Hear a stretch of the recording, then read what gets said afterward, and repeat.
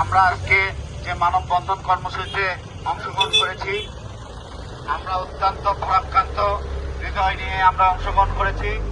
আমাদের এশিয়ান ইউনিভার্সিটির মেধাবী ছাত্রদল নেতা জাহিদুল ইসলাম পারভেজকে নির্মমভাবে এবং পরিকল্পিতভাবে যে হত্যাকাণ্ড ঘটানো হয়েছে, সেই জন্য আজকের এই মানববন্ধন।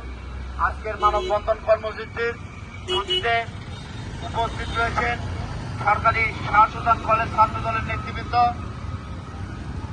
এবং বগুড়া জেলা ছাত্রদলের বিভিন্ন পর্যায়ের নেতৃবৃন্দ।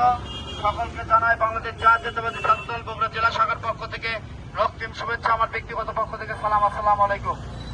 সংগ্রামী উপস্থিতি, আমি মনে করি এই হত্যাকাণ্ড কোন ছোট একটি ইস্যুকে কেন্দ্র করে এই হত্যাকাণ্ড ঘটানো হয়নি। এটি একটি রাজনৈতিক পরিকল্পিত একটি হত্যাকাণ্ড ঘটানো হয়েছে।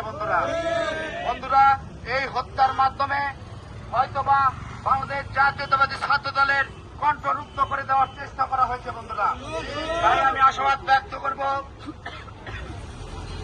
বাংলাদেশ জাতীয়তাবাদী ছাত্রদলের প্রতিটি নেতা কর্মী ঐক্যবদ্ধ থেকে এই পারভেজ হত্যার বিচার নিশ্চিত করতে হবে। বন্ধুরা, এই পারভেজকে হত্যা করেছে, এই আগামী দিনে আর যেন কোন ছাত্র দলের নেতা করবেন, আপনারা এই দেশের উন্নয়নের জন্য কাজ করবেন।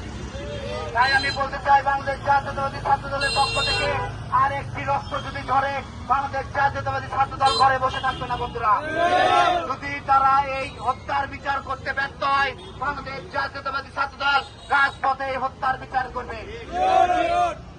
এই বলে আমি আমার কথা বলা আপাতত এখানে শেষ করছি। আসসালামু আলাইকুম।